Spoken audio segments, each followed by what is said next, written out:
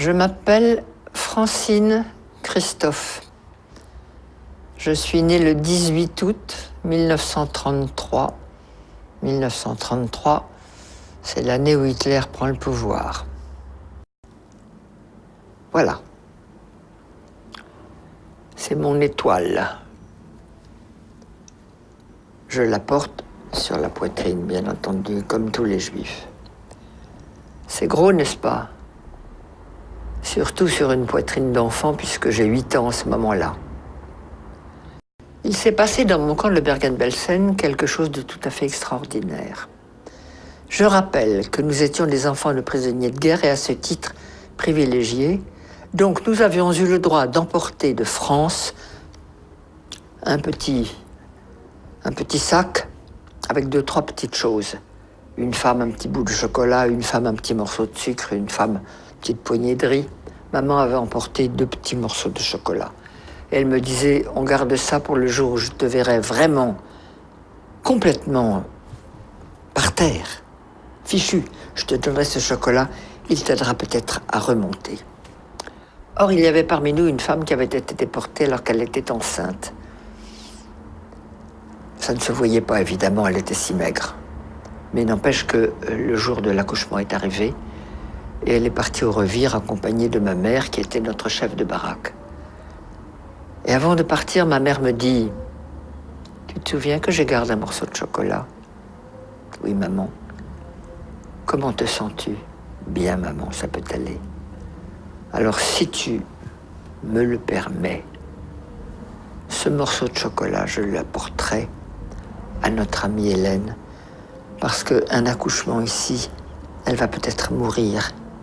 Et si je lui donne le chocolat, ça l'aidera peut-être. » « Oui, maman, tu le prends. » Hélène a accouché, elle a accouché d'un bébé, toute petite chose malingre.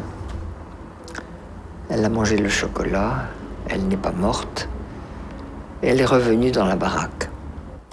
Le bébé n'a jamais pleuré, jamais, pas même jeun. Au bout de 6 mois, la libération est arrivée. On a défait tous ces chiffons. Le bébé a crié. C'était là sa naissance. Nous l'avons ramené en France. Tout petit truc de 6 mois, minuscule. Il y a quelques années, ma fille me dit « Maman, si vous aviez eu des psychologues ou des psychiatres à votre retour, ça se serait mieux passé pour vous. » Je dis sûrement, mais il n'y en avait pas. Puis personne n'y a pensé, même s'il y en avait eu. Mais tu me donnes une bonne idée. On va faire une conférence là-dessus. J'ai organisé une conférence sur le thème « Et s'il y avait eu des psys en 1945 à notre retour de camp, comment est-ce que ça se serait passé ?»